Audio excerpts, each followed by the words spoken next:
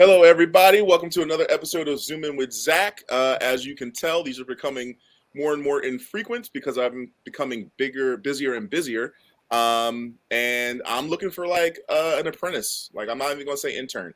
I need somebody to help me take some work off my plate so I can do shows like this more often. So if you're into content creation and want to get into producing StreamYard podcasts and shows, holler at me. But I got an awesome guest today. I'm excited to have my friend on the show. So we're going to get right to it. Again, another Zoom with Zach. Thanks for watching.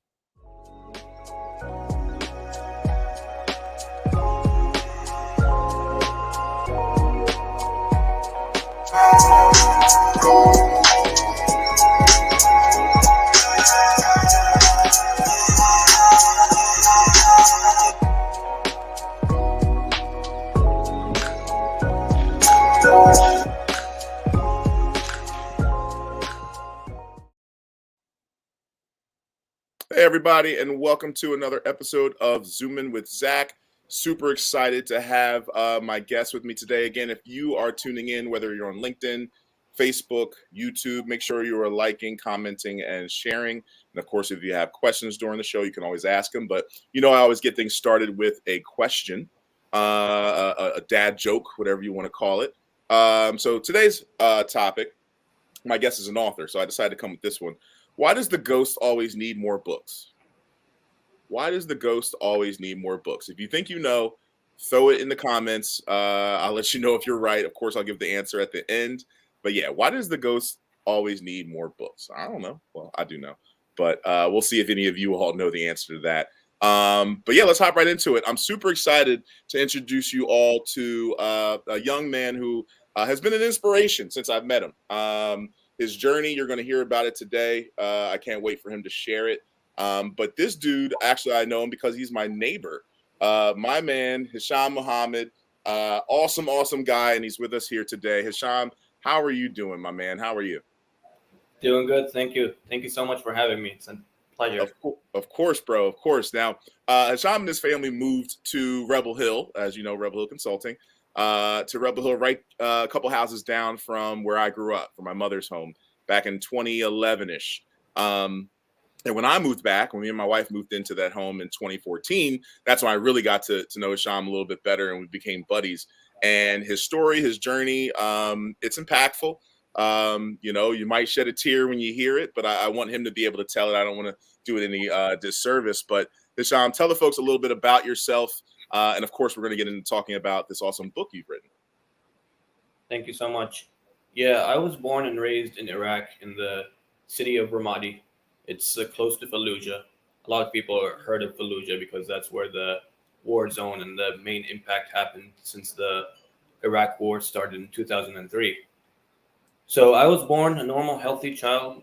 Nothing wrong. I had my full ability to move my arms and legs. But in 2006, when I was 8 years old, March 22nd, there was a battle between the militia troops and the American troops.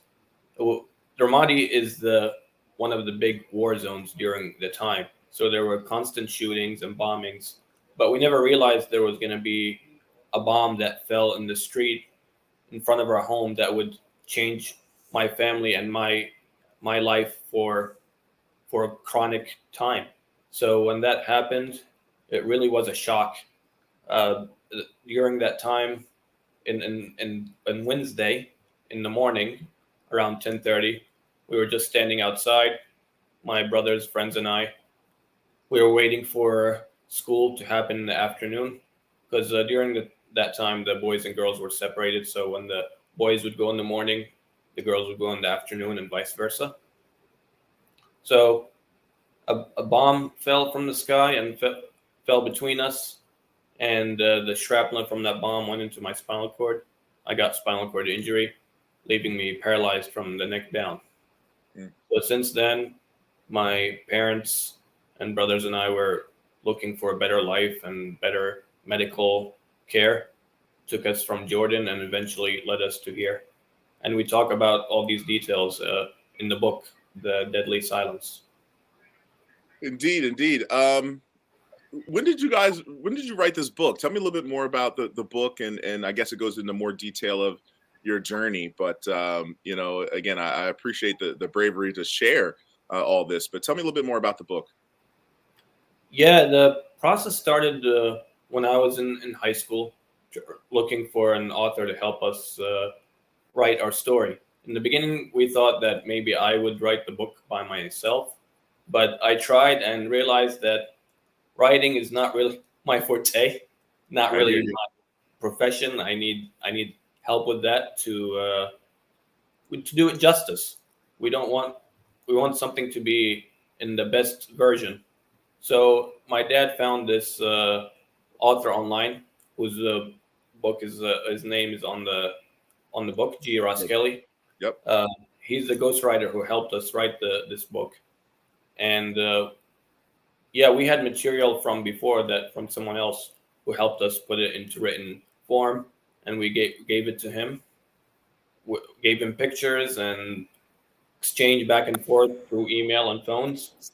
So in the process, about took us about 4 years Hmm. to finish the project, and it was published around 2021.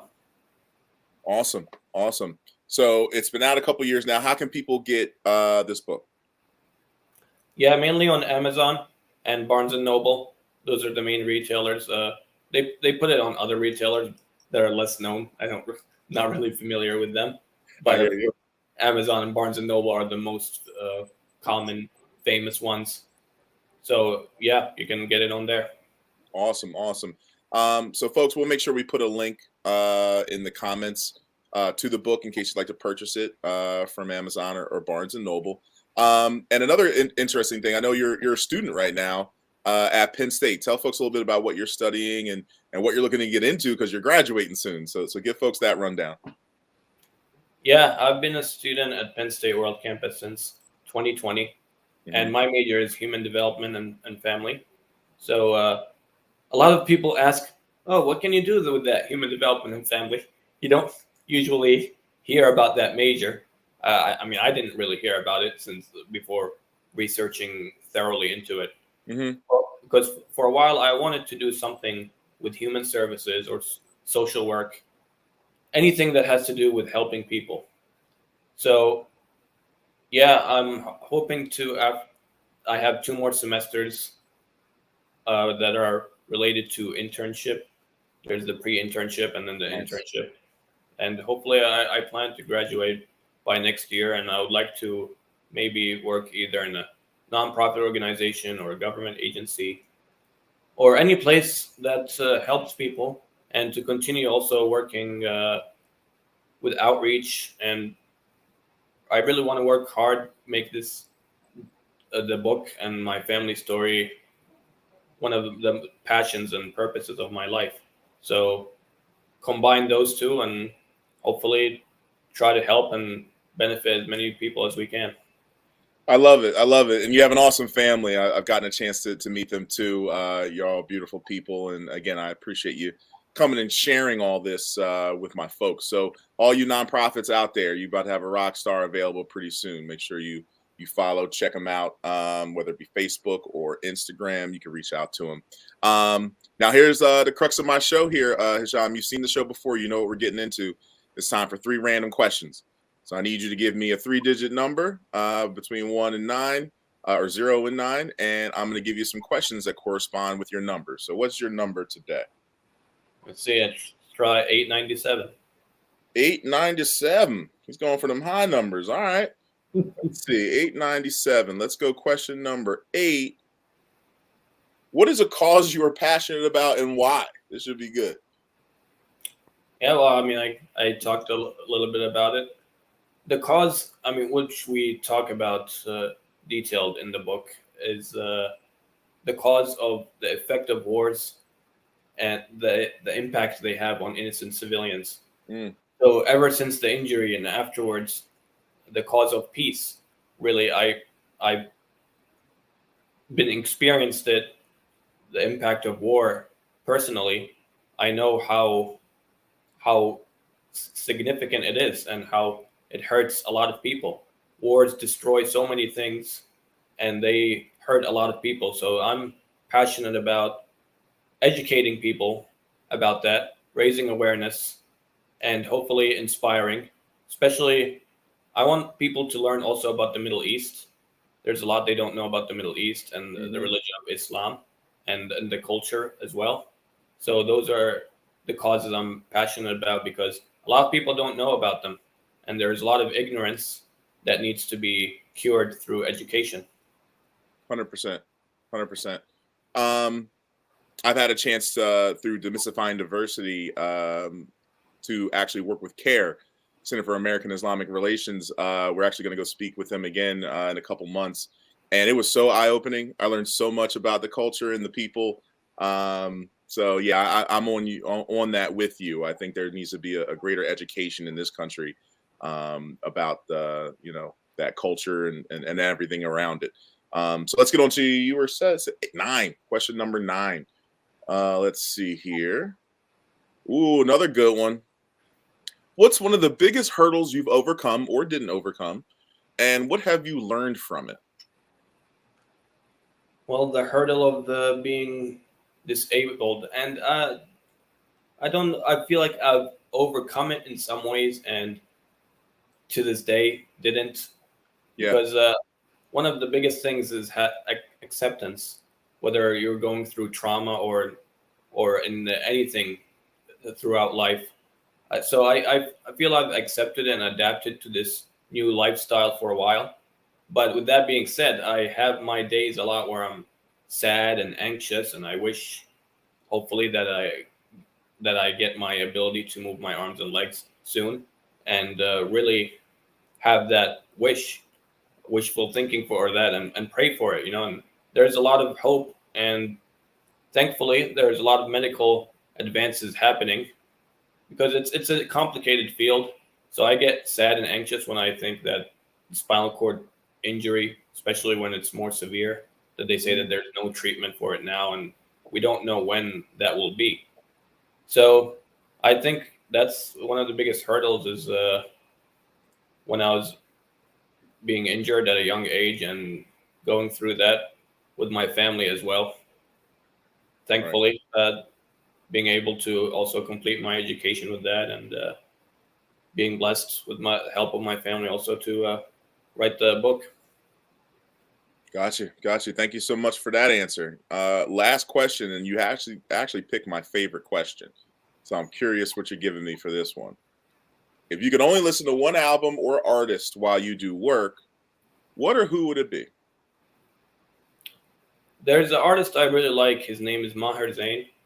He's a Islamic artist, and he mainly does R&B. He has very catchy songs about Islam and faith, and I think it's relatable to a lot of people, and not just maybe particularly to Islam.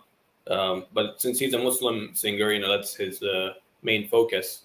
Hmm. But yeah, he has a lot of good songs that are catchy, and I think you should check him out. Maher Zain, Maherd, M-A, how you spell it? Maherzain. I'm on it. I'm on it today. That's fantastic, man. I really do appreciate your time and you giving some great answers to my 3 random questions. I got one more question for you, and I apologize in advance for covering your face. But do you know why does the ghost always need more books? Do you have an answer for that? I've been thinking a lot about it, but I couldn't think of a good answer. It's a tough one. I don't see any comments that anyone guessed it. But again, why does the ghost always need more books?